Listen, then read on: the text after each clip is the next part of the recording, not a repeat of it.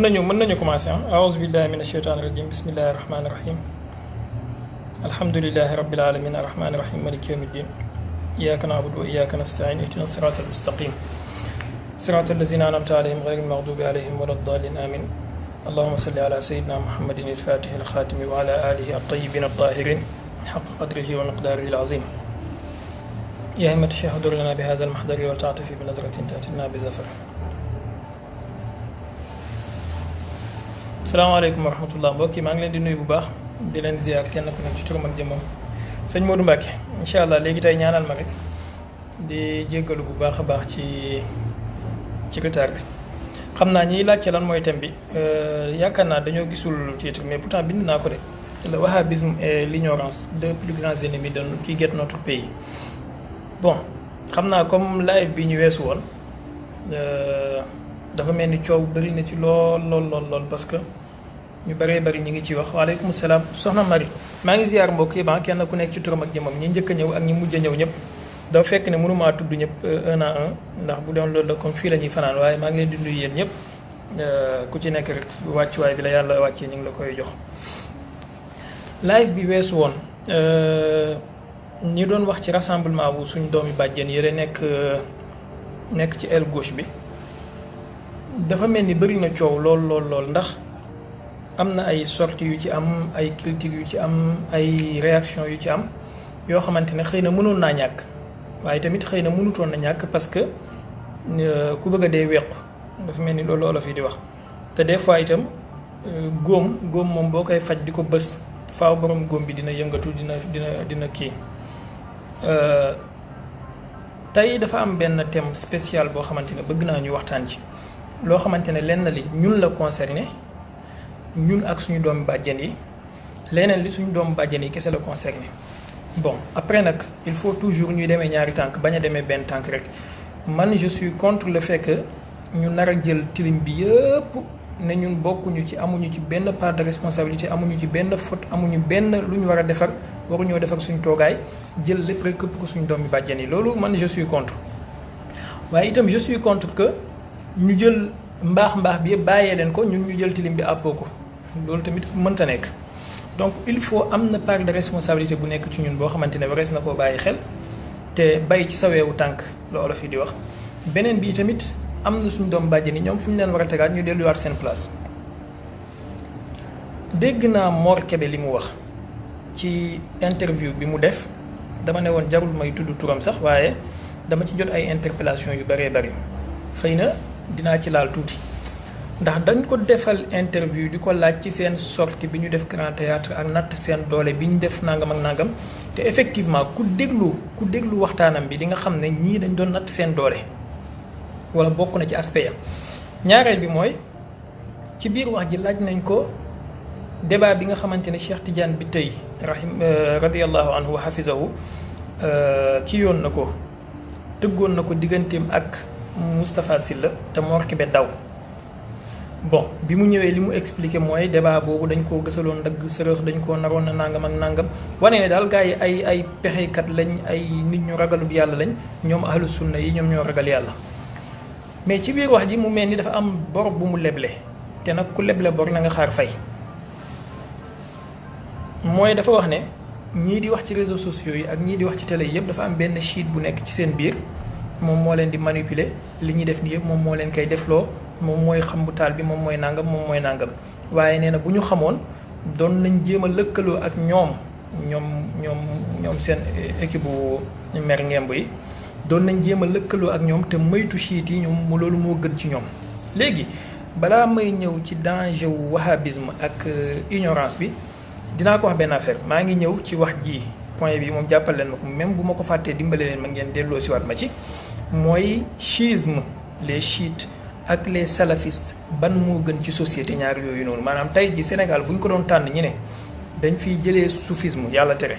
yàlla bu mu fi jógee waaye bu ñu doon tànn ñu ne dañ fiy jëlee soufisme benn choix la ñu am entre deux choses nekk chiite wala nekk salafi ban lañ ci war a tànn dinaa ci ñëw incha allahu taala Mor Kébé di nga dégg sa tontu. ignorance bi ma wax may lañ ñu commencé ko ndax dafa am benn vidéo buy circuler depuis démb am ñu ma ci laaj tey mooy benn waay bu ñu gis mu toog di waaraate xëy na sans doute ñu bëree bëri ci yéen gis nañ ko ci statut yi di wax ne ku yàlla nattu boo bëggee dugg aljanna ci lu yomb sans pour autant yàlla xisaab la na nga dem takki jabar joo xamante ne nii dafa réew dafa bëri fitna dafa bëri ngelañu dafa nàngam te boo ko takkee kooku boo ci muñee boo dee da ngay dugg aljanna sans xisaab yaakaar naa fi mu toll ni jamono ji ñu toll ñun taalibi tasawuf yi dañoo war a dépasser discours bu anachronique bi nga xamante ne moom moo fi daan am ci yenn waaraatekat yi mooy toog ñi rek di wax jusaafan bi duuni taxqiq maanaam sans pour autant nga am certitude ci li ngay wax teg ko ci xam-xam ndax da nga war a xam ne booy toogee di wax am na benn waay bu ñàkk teggin boo xamante ne mu ngi toog de côté moom lu mu yàkkamti mooy nga wax ba mu ñëw ne la Cheikhul Albani waxut nangam wala Cheikh Sam Ibnu Taymiya waxut nangam moom li mu yàkkamti mooy nga wax ba mu ñëw ne la li nga wax ni uute na ak xadis wala li nga wax ni nekkul ci alxuraan wala nekkul ci xadis uute na ak yoonu sunna te ci yoon boobu noonu ci yoon boobu ci lay naxee ña mu bëgg a nax moom génnee leen ca lañ gëm yóbbu leen ca la ñuy tuddee sunna moom kon yow miy toog di wax nekk taalibe tasawuf di wax ci seen tur dangaa war a am taxqiq bu baax ci looy wax bu dee xadis booy tudd la nga am yaqin ci ne xadis bi suwaat lu wér la wala saalihun lil istishhaad la luñ mën a daliloo la wala mu nekk loo xamante ne boo demee ba koy wax xam nga lënt yi ci nekk yépp ba buñ la ci tàncee di nga mën a génn mais moment bi nga xamante ne dañ daan toog di nettali ay xadis yu wérul di nettali ay léeb ak luppeen di nettali ay gént yooyu dafa war a dépassé wu sincèrement dafa war a dépassé wu ku ko mënul na nga muñ nga bàyyee ña ko mën ñoom ñi def ko ku ko bëgg a mën ko weesuwul jàngkaayu xadis yaa ngi fi ngeen dem jàngi ma ñëw ci wax jooju tuuti vite fait wax ji dañoo wax ne ñu ne moom waa ji ci boppam indi na ci benn xadis bu mu tuddee xadis ne yonentu moo ko wax ne képp koo xamante ne muñ na ci suu xuluqi imraatihi suu xuluqi zawjatihi la wax sax moom képp ku muñ ci jikko ju ñaaw ju yàlla nattoo jabaram yàlla dina ko fay aljanna ci lu dul xisaab may leen ma une seconde ma seet vidéo bi ma teg voilà maa ngi jéggalu ci coupure boobu vidéo bi laa doon wëri xam naa gis naa ko ma teg ko vite fait ñu déggandoo ko ñun ñëpp pour ñu bañ a wax ne dama koo sosal wala damaa wax loo xamante ne moom waxu ko écoutons-le. boo dee kenn du la xisaab kon ku bëgg a teel takk aljana del dem aljana da ngay takk ku réew te xamadi ta mën a mer boo bëggee aljana ju gaaw lu mu la def nga muñ ko boo dee kenn du la xisaab man sabara ala su'i xuluqi zawjatihi daxala aljannata bi xayri xisaabin te jigéen gi réew noo koy xamee buy xuloo day dëngal musóor ga di yëngal tànk ba di bii jëkk bi cër gi takkal kooku boo bëggee dem aljanna. voilà yaakaar naa dégg ngeen ko bu baax bu fekkee son bi baax na façon discours bu mel nii moom mooy mën a may gaa yu neex làmmiñ yi nekk suñ doom bi bàjjen yi ñuy mën a nax ñi seen bopp yu oyof te ne leen gis nga waa bidaa ñoom ay léeb ak luppeen la ñuy nettali seen taalibe yi waa bidaa xàmmeewuñu xadis bu wér ak bu wérul donc da ngay ñëw nga topp yoonu sunna nga topp yoonu alxuraan bu ñu ñëwee ñu jàngal la ay buluuxul maraam jàngal la riyaadu saalihin bu ko defee nga jàpp ne yow fi mu toll nii am nga éveil am nga tu es illuminé commencé ngaa gis lumière yaa ngi ci siècle de lumière comme ni ñu koy waxee génn nga ci bidaa dugg nga ci sunna alors que genre discours bu mel nii man dama jàpp ni lor gi mu am ci diine ak lor gi mu am ci tasawuf ak lor gi mu am ci tariqa yi moo gën a bon moo gën a yéeme moo gën a garaaw lor gi wahhabisme am ci benn côté je dis bien ci benn côté waxuma ci benn côté ndax li muy jur mooy yóbbu nit ñi ci jàngalin boo xam ne wérul te direction bu wérul boo ci jëmee doo mën a am yegg fu wér léegi xadis bi mu wax ni aslan dafa nekkul xadis xam nga jamono yee ci ginnaaw am na benn ustaas bu màgg ndeysaan boo xamante ne waxoon na fi ne képp ku takk jabar ku am soxna ak ku amul soxna bu ñu toogee ki am soxna bi julli nangam ak nangam yoon ki amul soxna di julli ki am soxna di nelaw dañuy xawma lan jël pourcentage jox ko yaakaar naa defoon nañ ci leeral waaye lu mel nii tamit dafa laaj leeral mooy lii mu wax ni aslan dafa nekkut xadis nekkul waxu yonentu te danger bi ci nekk mooy di askan yonentu lu mu waxut bu fekkee xam nga ko da ngay risquer dugg ci xadis yonentu bi mu wax ne ku ma fenal fekk yaa ko tey nga préparer sa place ci safara bu fekkee xamoo ko jéemal a góorgóorlu nga xam lu wér parce que bu ko xamul weddi la dafay yomb fëq say taalibe bi dafay yomb leeralal nit ñi say kii dafay yomb say njumte dafay yomb xadis bi wala wax ji li tax ñu jàpp ne xadis la mooy dafa ñëw ci benn téere bu tudd Ihya Ulumuddin bu imaamul Ghazali imaamul Ghazali ma jalaalati qadrihi ak màggaay gi màgg yëpp doomi aadama ku matadi la dafa am benn manqué bu imaamul Ghazali amoon mooy jàngul woon xam-xamu xadis moom ci boppam waxal na ko boppam nee na bu amee lenn lu muy rëcc ci dundam mooy ñàkk a jàng xam-xamu xadis loolu waral na Ihya Ulumuddin bi mu bind xadis yu baree bari yu mu fa dugal wérul surtout ci buntu yu mel nii xadis yu baree bari wérul léegi nag comme boroom xam-xam bu yàlla may xabul la boroom xam-xam bu yàlla wàllu yàlla bu yàlla nangul la téeréem bi nit ñi nangu nañ ko lépp lu ci nekk ñi nga xamante ne seen gëstu xóotul buñ ko fa gisee rek dañuy jàpp ne lu wér la continuer di ko nettali moo tax boroom xam-xam yi ñëw ginnaaw gi def liggéey yu rëy a rëy ci téeréem boobu lu mel ni alxaafizul iraqi def na taxrij xadis yi nekk ci Ihya Ulumuddin bokk na ci li mu wax ci xadis bii wala ci wax ji ne laa asla lahu wax ji amul cosaan donc boo ko xasee xam bis ni ki tey da ngaa war a bàyyi di ko nettali di ko askan yonent bi sallallahu alayhi wa sallam te ci xadis yonentu dafa am lu koy weddi mooy yonentu bi sallallahu alayhi wa sallam wax na ci benn xadis boo xam ne imaamul xaakim riwaaye na ko ne am na ñetti xeetu nit ñoo xamante ne buñ ñaanee yàlla sax yàlla du nangu bokk na ci nit ku yàlla nattoo soxna su doy waar wala partenaire bu doy waar de manière générale pour ñu bañ a stigmatiser partenaire bu doy waar nga mën a tàqalikoo ak moom te tàqalikoo ak moom kooku boo dee yaaree sa bopp maanaam mu ngi mel ni nit ku feebar yàlla may la garab bu lay faj nga bañ koo naan tëdd naan da ngay muñ pour yàlla bindal la yoon boo dee da ngaa xaru donc yàlla may la partenaire bu sant Cissé option wu fase nekk fi pour tàqalikoo loolu defoo ko nga toog naan da ngay muñ boo ci dee lu la ci fekk yaa ko yóbbee sa bopp fitna bu la ci fekk yaa ko yóbbee sa bopp loolu xadisu yonentu la sallallahu alayhi wa sallam bu nekk ci mustadrak bu imaamul xaakim am na yeneen ñaar yu ci tege waaye loolu dugul suñu ma xandu wax moo tax kon nekk di nettali genre xissa yu mel nii dafa bokk ci ignorance bi nga xamante ne suñu waaraatekat yi ci télé yeeg ci rajo yi dañu cee war a dimbale lillahi wa rasulu ñu bàyyi ko parce que dafay yàq discours tariqa yi dafay tilimal seen image ba nga xamante ne noon bi dina am fu mu leen mën a jaar pour màbbal li nga xamante ne moom la ñuy wax waaye déconstruire li nga xamante ne moom la ñuy construire ci ay discours suñuy doomi bàjjen yi ak loo leen bañ-bañ ak loo leen bañ-bañ boo leen déggee dinañ la wax xadis bu nekk ci Buxaari dinañ la wax xadis bu nekk ci Muslim dinañ la wax xadis bu nekk ci diw ak diw loo leen bañ-bañ moom kay fi ngay wuuteeg ñoom mooy xadis bi déggin bi noonu la wala du noonu waaye buñ jógee pour indi xadis bu wér moom xam nañ ñoo ñu def pour indi ko mais ñun ñi nga xamante ne ñun ñooy taalibe sufiyanke yi suñu sëriñ si mokkaloon ay saxiixul Buxaari mokkal ay saxiixu Muslim ñun ñu toog ba léegi di caaxaan mënaguñoo xàmmee waxu yonentu ak lu dul waxu yonentu nekk di jox nit ñi discours boo xamante ne dara wéru ci toog di def ay populisme yoo xamante ne nii dafay gëmloo nit ñi ay gëm-gëm yu wérut lu waral loolu lii populisme la ci diine te du jur doom bu am bët toog di nettali ay xadis di ko askan yonent bi yoo xamante ne wérul borom xam-xam yi nee nañu wérul c'est extrêmement dangereux benn salafiste mooy jugee fële cëkkal tubayam ñëw déconstruire ce discours boobu avec des preuves sa taalibe yi weddi la nañ dem jàngi wala ñu noppi loolu benn la ñaareel bi ma ñëw ci suñu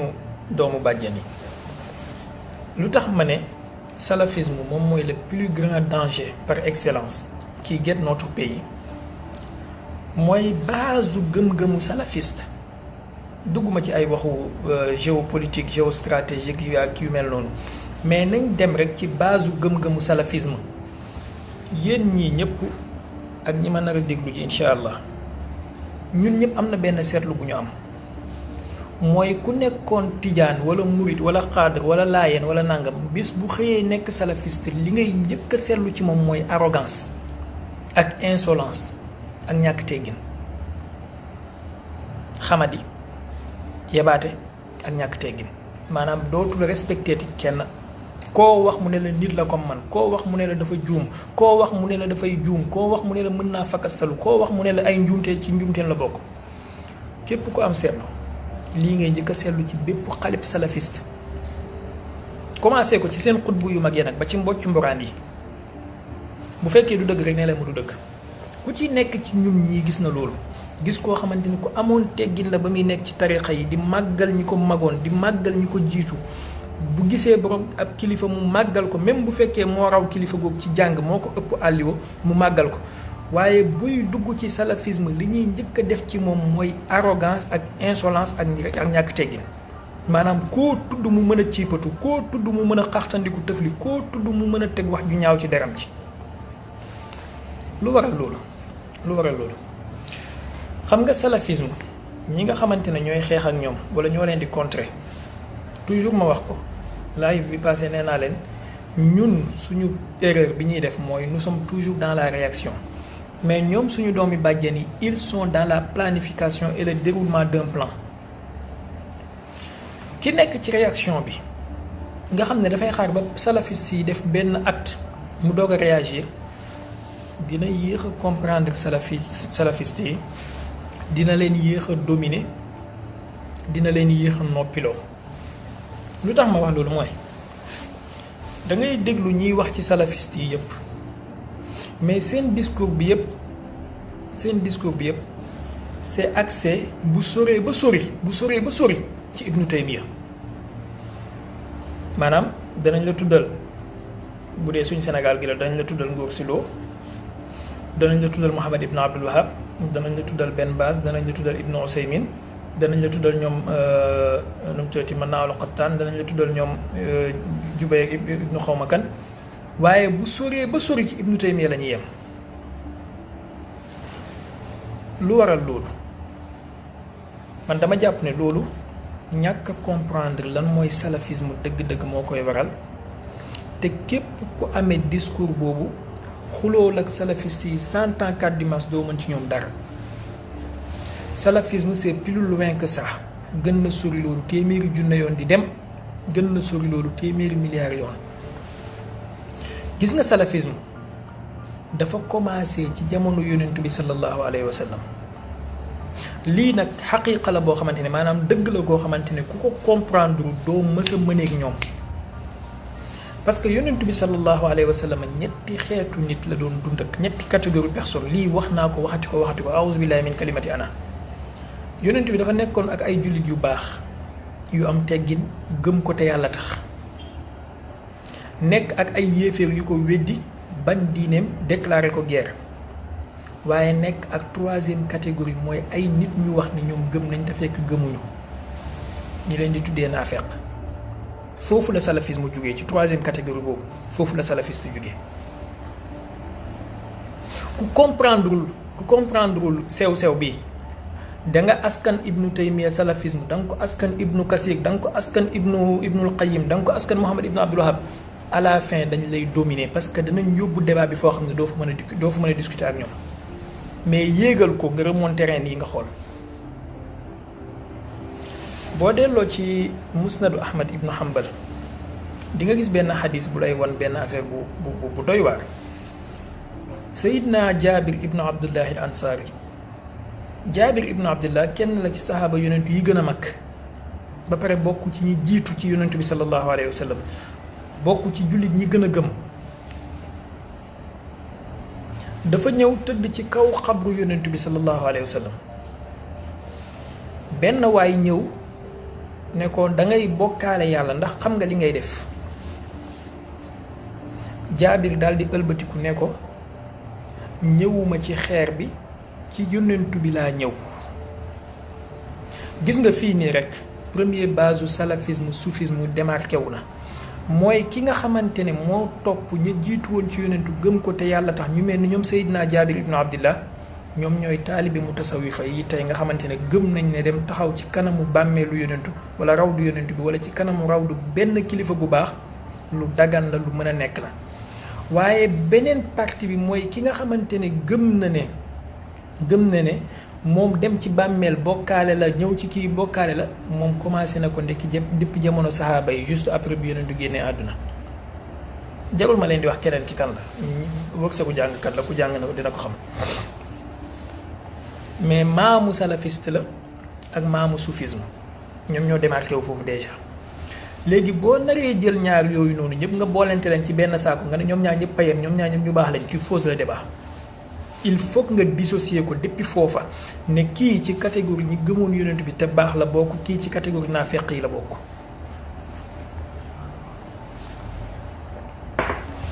noonu ngay ñëwee nag nga mën a wàccee arbre bi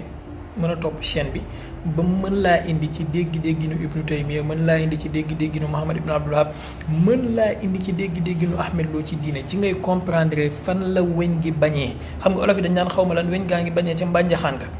foofu ngay comprendre fan la weñ gi lëjee mais boo ko deful doo mës a comprendre fi weñ gi lëjee dégg-dégg bu juunu bi ci texte diine ji boo remonté wul mbir mi ba ca kaw a kaw a kaw a kaw ca kaw a kaw laa la wax doo mës a comprendre fu dégg-dégg bi lëjee. dafa jiitu jamono sax taabi'u na yi daf koo jiitu ca jamono yonentu la alayhi salaatu wassalaam ñi nga xamante ne yàlla wax na ci ñoom ne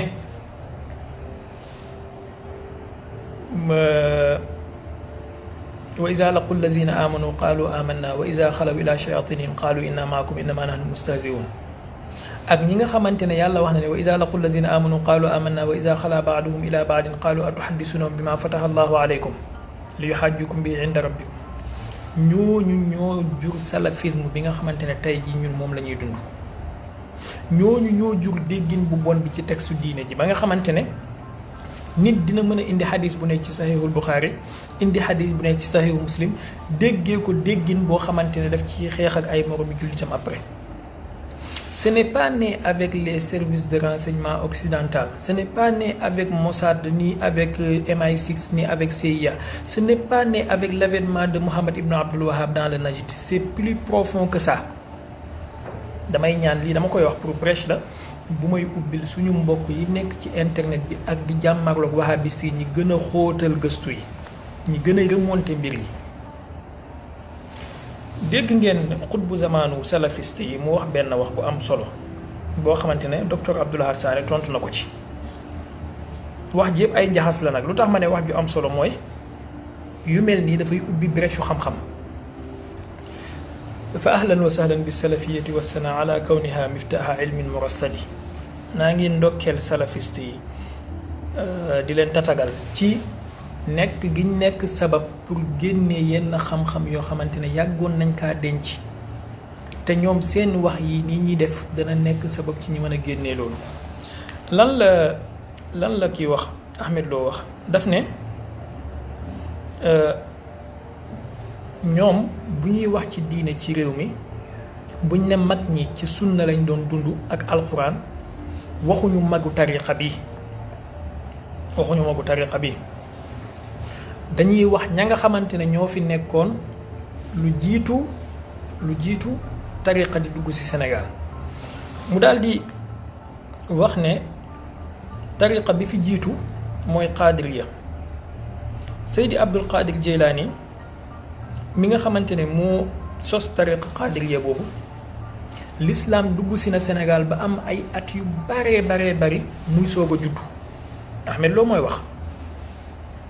mu teg ci ne mazhab bi nga xamante ne moo jiitu ci Afrique maanaam ci Maghrib ba ci Afriqiya nga xam ne Mauritanie Sénégal Tunisie Maroc Algérie Libye yépp ci la doon bokk ci jamono jooju mu ne mazhab ba fa jiitu woon mooy mazhabu Awzaa'i mu daal di def benn njaxas nag boo xam ne soit moo ko tey soit réer la bu dee moo ko tey fa tilka musibatun bu dee réer la fal musibatu azam mu ne benn buur bu tudd Abdourahman ad-Dakhil moom moo njëkk a dugal mazhabu Malik ci Afrique wala Ifriqiya jàpp Andalus ba pare imposer ko nit ñi lan nga ciy déggee mooy dafa mel ni Afrique kon dañ leen a fekkoon ak beneen mazhab ñëw changé leen ko jox leen mazhabu Malik waaye nga déggee ci beneen affaire itam mooy mazhabu Malik bu taxutoon ak buur bu ko imposé kon du sampu ci Afrique mooy ne kon dafa bëgg a wax ne ñun ñu nekk ci mazhabu Malik ci ay caaxaan la ñu nekk ci réer la ñu nekk li ñu nekk sax ak ay buur ñooñu ko imposé waaye duwul yoonu sunna dëgg-dëgg duwul yoon bu wér parce que bu fekkoon yoon bu wér la du soxla ay buur di ko imposé nit ñi par la force. alors docteur Abdoulaye Sané tontu na ko ci biir wax ji leeralal na ko ne kooku muy wax muy buur boobu moom moo imposé woon nit ñi au contraire mazhabu Awzaa'i waaye mazhabu Malik ci ay taalibi imam Malik la dugg see Afrique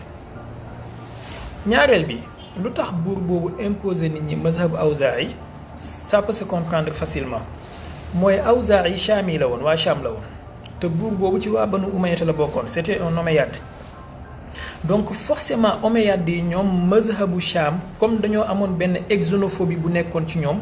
ku bokkul ci ñoom dañuy jàpp ne ñoo la gën dem créer ay hadis askan ko yonentu naan wax na nangam ci ngëneelu Cham ay abdaalu bi Cham nangam lu nekk ñi askan ko yonentu bi ci loolu pour gënale seen dëkk bi ñooñu nag ñoo exporté seen mazhab boobu noonu yóbbu ko ci yeneen dëkk yi mais comme yàlla defu ci barke loo xamante ne la teguwul ci dëgg yàlla daal di raaf mazhab boobu noonu wa yuhiqqu llahu alxaqa bi kalimaatihi wa yaqtaa daabira alkaafirin kan mooy Awzaa'i moomu waa ji tudd kenn la ci boroom xam-xamul islaam yi waaye nag boroom xam-xam la woon boo xam ne dafa dund ci benn siècle boo xam ne siècle salafisme la pur et dur salafiste yi ñoo amee woon nguur ci lislaam muy waa Banu Umayyata déglu leen texte bi ma leen bëgg a liiral ngeen jànge ci tuuti amee ci benn aperçu ci ce qui s'est passé dans l'islam ci moment yooyu boo delloo ci Siyaru Alaami Nubala tabaatu daarul xadis ci volume 6 ci page 556 di nga gis imaamu Zahabi di wax ne sami'tul Awzaa'i ginnaaw bi mu indee isnaad bu gudd bu jëm ci Sufyaan wala bu jëm ci Isa ibnu Yunus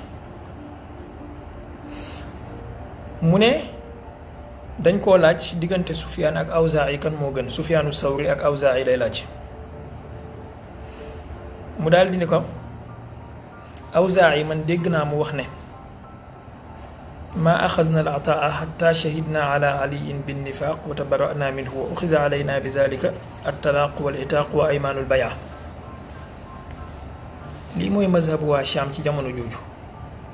mazhab bu mel nii moom la ñu indi woon Afrique à travers buur boobu noonu yàlla dimbali ñu jëlee ko fi saxal fi mazhabu Malik mu ne dafa wax ne jamono Banu Umayyata daanu ñu jël seen payoor seeni salaire tant que seede wuñ ne Seydina Ali waliyaasu billah naafeq la woon ba pare ñu denc ci moom te ba pare dañ leen daan imposer ñu waat ci seen sëy seeni soxna buñ dañee ci loolu maanaam seen soxna fasewu na ba pare yi tamit dañ daan askane dañ daan lëkkale loolu noonu ak seeni jaayante seen allégeance bi nga xamante ne moom lañ daan prêter ci buur yi donc école boo xamante ne ak mazhab boo xamante ne ñemee taxaw seede ne ku mel ni Seydina Ali naafeq la woon mazhab boobu noonu moom la omeyyade yi bëggoon na exporté ba mu yegg si Afrique waliyaasu billah mu ngi ni Siyaru Alaami Nubala volume 6 page 556 maa axazna al ataa xatta shahidna ala aliyin bin nifaaq wa tabara'na minhu wa uxiza alayna bi zalika at talaaqu wal itaaqu wa aymaanul bayaati kon di nga comprendre salafisme fan la jugee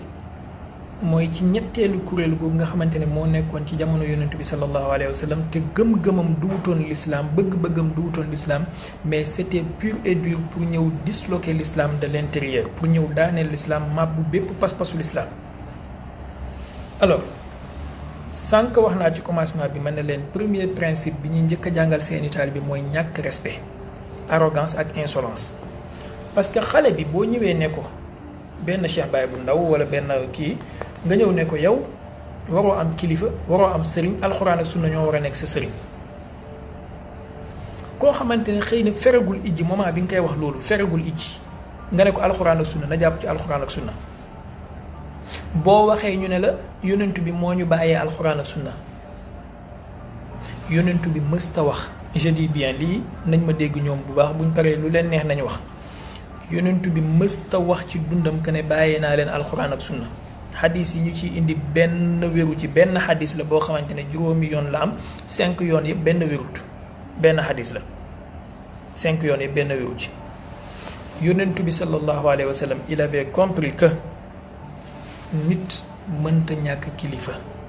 nit mënta ñàkk royukaay même booy dellu ci alxuraan mënoo ñàkk am ci koo jaar pour mu wan la lan la alxuraan wax ak yan déggin nga ci mën a am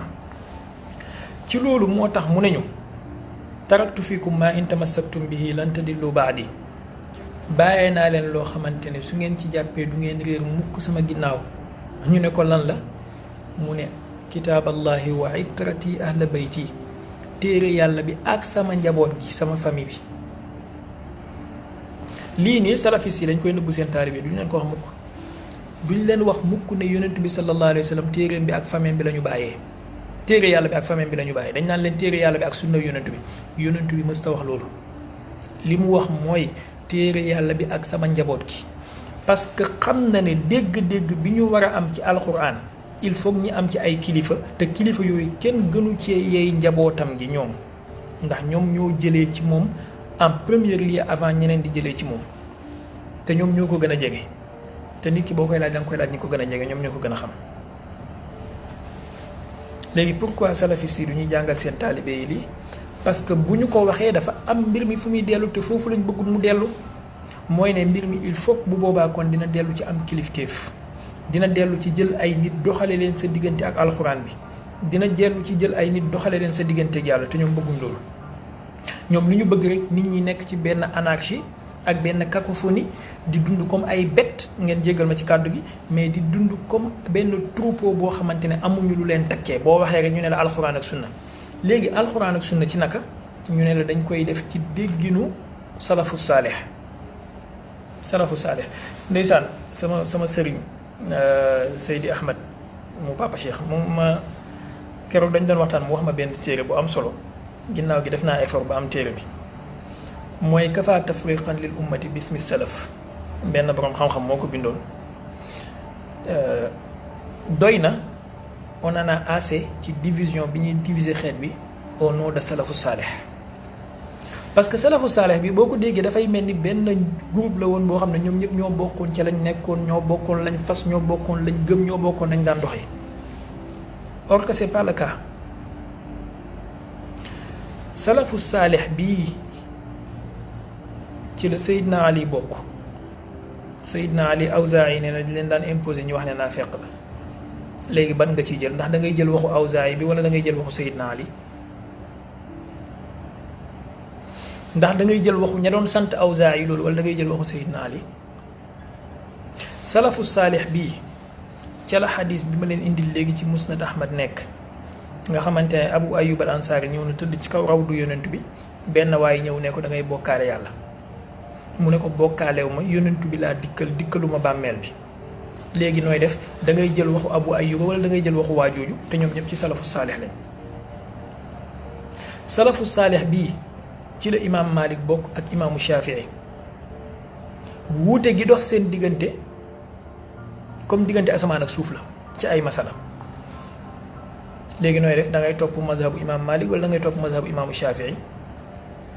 salafu saalih bii ci la Abu Hanifata bokk ak Ahmad ibnu Hanbal wuute gi dox seen diggante ñoom ñaar moo gën a yaatu asamaan ak suuf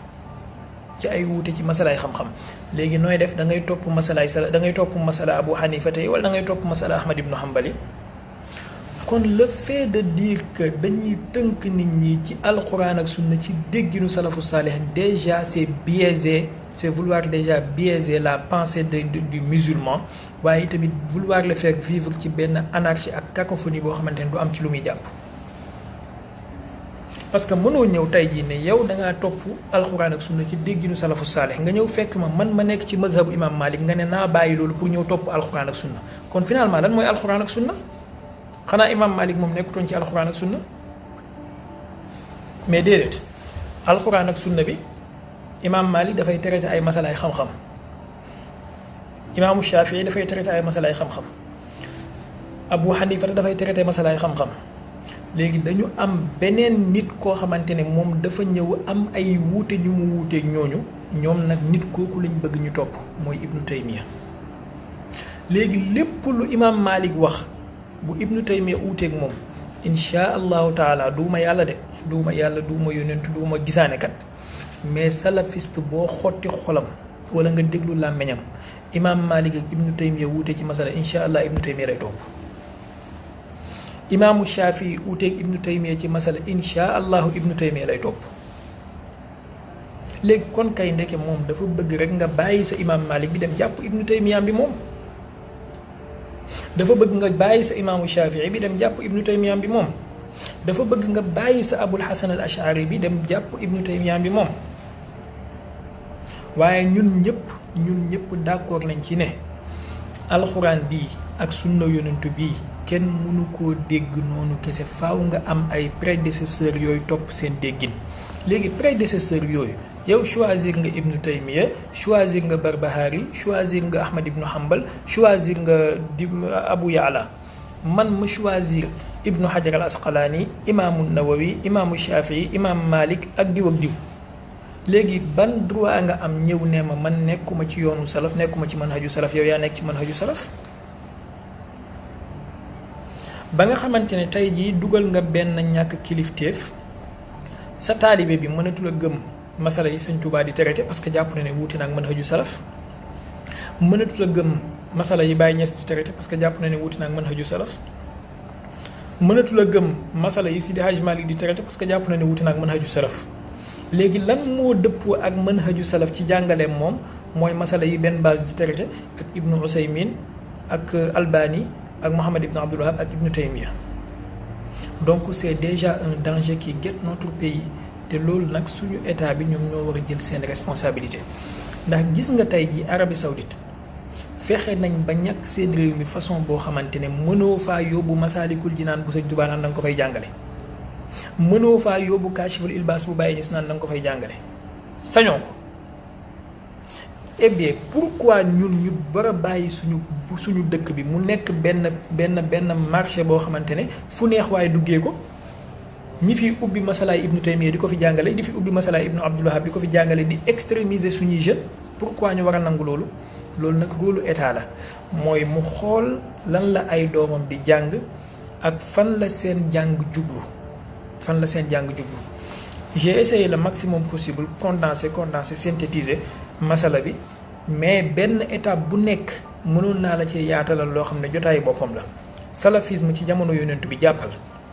salafisme ci jamono yonentu ñaari nit ñoo ko jur benn bi mooy naafeq ya nekkoon ca tulaqaawul fatxi yi mooy ña nga xamante ne à la 24e heure lañ doog a tuub dugg ci lislaam ñëw commencé di wuuteeg yonentu bi di remettre ay waxam en cause di wuuteeg saxaaba yi ñaareel bi mooy xawaarij yi nga xamante ne bi fi yonentu bi jugeewee ñoom ñoo taxaw di yéeferloo ay jullit bay yéeferloo Seydina Ali salafisme ci jamono taabiuna yi mooy ñi nga xamante ne ñoom dañu ñëw fekk ña toppoon yoonu Seydina Ali ñi ne leen yéen génn ngeen ci sunna yéen ay chia ngeen ñëw ne ñoom ñooy ahlu sunna commencé ekkati jaasi ci kaw nit ñi salafisme ci jamono atbaaw taabiuna yi mooy ña nga xamante ne dañoo jël déggin bu wuute ak dégginu ñoom Abul Hasan al Ashari ak dégginu ñoom Imam Malik dem beru seen bopp naan dañuy topp mazhabu ahlul hadis nga xamante ne kaka jiite woon ci jamono jooju mooy alqaadi Abu Ya'la ak doomam bi nga xamante ne moo bind tabaqaatul xanaabila ñëw ba ci ñoom Barbahari ci fitnatul xanaabila ci fii Bagdad benn bu nekk ci li ma wax nii yaatal ko mën naa jël 2 heures de temps wala 3 heures. salafisme ci jamono bi ci topp mooy ña nga xamante ne nag ñoo topp école hanbaliya ne ñoom Ahmad ibnu Hanbal la ñuy topp nga xamante ne tolloon nañ jamono joo xamante ne masala boo leen indil ñoom nanguwuñu jurisprudence nanguwuñu fiqh ñoom dañ naan la xadis masala boo indi bu amul xadis ñu ne la ñoom gëmuñ ko. problème bi juddu ci siècle yooyu mooy fen ak fent ay xadis di ko askan yonentu ca la barrage bi barrage d'eau bi ci la màbbee ñi commencé di créer des millions et des millions de hadis di ko askan yonent bi dem ba nga xamante ne ku bëgg a neexal ak buur sax da ngay créer hadis ñëw ne ko yonentu wax na nangam ak nangam. boo delloo ci téere tarajim yi lu mel ni Siyaru Alaami Nubala lu mel ni taarixul islam bu Zahabi di nga fekk ñuy tarjamaal benn waay boo xamante ne jarul may tudd turam Zahabi dafay wax ne kaana yadaul xadisa li taqwiyati sunna maanaam kooku da daan fent ay xadis di ko askan yonentu ngir dëgëral sunna nga déggee ci automatiquement que ne lii moom du wut sunna wu yonentu parce que sunna wu yonentu fen bokk ci rawatina fenal yonentu bi waaye ñoom lañ doon oowee sunna ca ñoom léegi lan la ñuy oowee sunna ci ñoom du wut mooy mazhabu Malik pour ñoom loolu bidaa la sunna ci ñoom du wut mooy mazhabu Shafii pour ñoom loolu bidaa la sunna ci ñoom du wut mooy tasawuf pour ñoom loolu bidaa la sunna ci ñoom dafa résumé wu ci ñeenti yëf première bi mooy def yàlla mu nekk ab comme doomi aadama utal ko ay cër ba nga xamante ne mën nga kaa caricaturer mooy baatu buntu tajsiim wa tashbih ñaareel bi mooy bañ njabootu yonentu bi sallallahu alayhi wa sallam ak lépp luy deretu yonentu ba mën a taxaw ne ab shérif amatul ci kaw suuf ak ñàkkee xorma yonentu bi sallallahu alayhi wa sallam ñetteel bi mooy génnee jullit ñi ci biir lislaam ñeenteel bi mooy fexe ba màbb déggi-déggin bi wér ci lislaam te lislaam taxaw ci indi ay déggi-déggin yoo xamante ne dafay dimbale noonu diine ci ñeenti mbir yi boo ko déggee moom mooy sunna ci ñoom yàlla doomi aadama la njabootu yonentu bi amul benn xorma yonentu bi amul benn xorma dégg-déggin lis jullit ñi duñu ay jullit ay yéeféer lañ jël aaya ya yàlla wàcce woon ci yéeféer yi nga teg ko ci seen kaw ñeenteel bi mooy dégg-déggin bi nga xamante ne dafay gën a dimbale noonu lislaam yi nga jël ko imposer ko nit ñi dégg-déggin lislaam bi wér nga jël ko révoqué ko ne loolu bidaa la léegi may leen ma tegal leen ñaari nit ngeen dégg seen façon discours yi ñu doog a continuer xam naa bu ngeen ko déggee da ngeen xam kii wax kan la jarul ma leen koy wax à l'avance nañ ko déglu. waaye le fait que ñu single ko maa ngi dégg sax benn bis fan yi benn ilimaan mu naan xale bu jigéen boo xam ne xamuñu ndeyam xamuñu baayam. waris ko dégg franchement. ma yonent bi sallallahu alayhi wa sallam kan moo xam ndeyam ak baayam kan moo xam ndeyam ak baayam ñun suñu yoon daal ci ndey baayam ak bàyyi yonent bi sallallahu alayhi wa sallam parce que maa dégg benn nit may wax ak moom benn mu naan ma yonent bi moo nu gën ndey ak baay ma ne xanaa yow la gën ndey ak baay man sama ndey ak sama baay ñoo gën ndey ak baay yonent bi parce que man sama ndey ak sama baay ci l'islam lañ judd ndeyam ak baayam judd wuñ deewuñ ci l'islam c'est que Sénégal ñoo maanaam ñu c'est grave comment un imam yow la gën ndey ak baay man sama ndey ak sama baay ñoo yoon daal ci ndey baayam ak baay yonent bi sallallahu alayhi wa sallam parce que maa dégg benn nit may wax ak moom benn mu naan ma yonent bi moo nu gën ndey ak baay ma ne xanaa yow la gën ndey ak baay man sama ndey ak sama baay ñoo gën ndey ak baay yonent bi parce que man sama ndey ak sama baay ci l'islam lañ judd ndeyam ak baayam judd wuñ deewuñ ci l'islam c'est que Sénégal ñoo alors lii benn la xam naa yéen ñëpp xam ngeen kii wax mooy Moustapha Diakhaté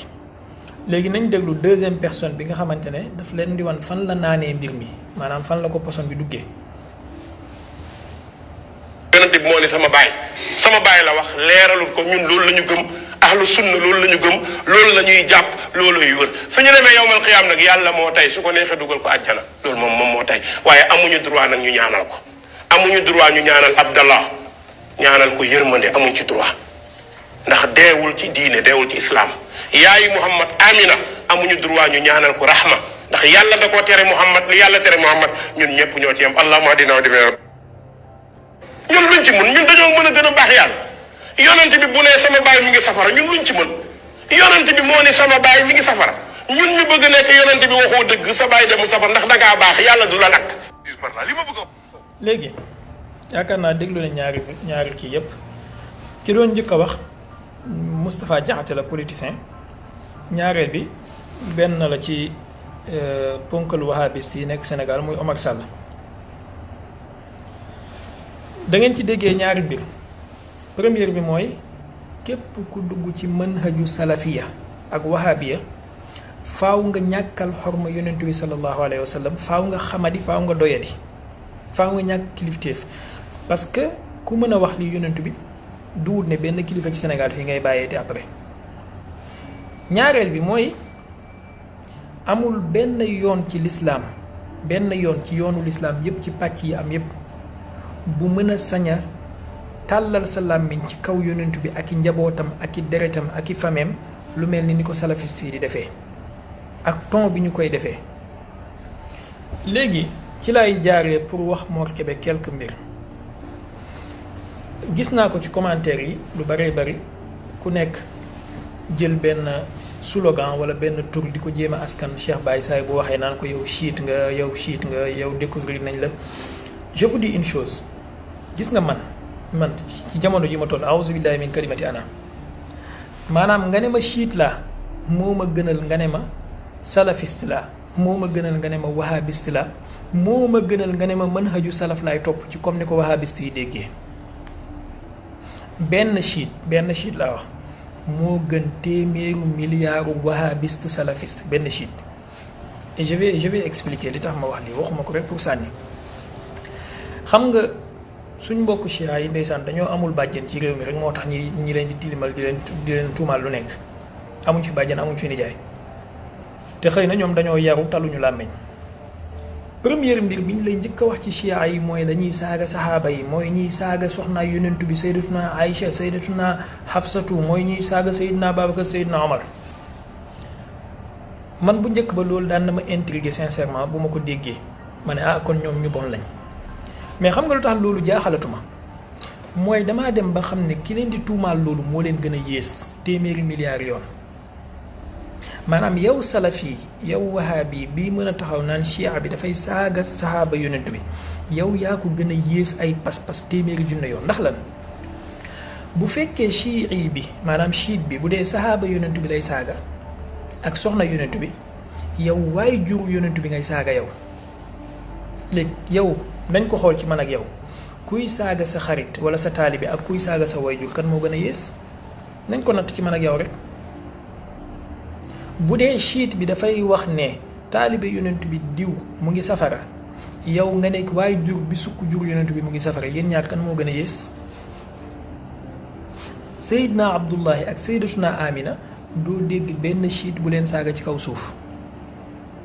te salafiste yi ñoom ñëpp dañ leen di saaga di leen wax ne ñu ngi safara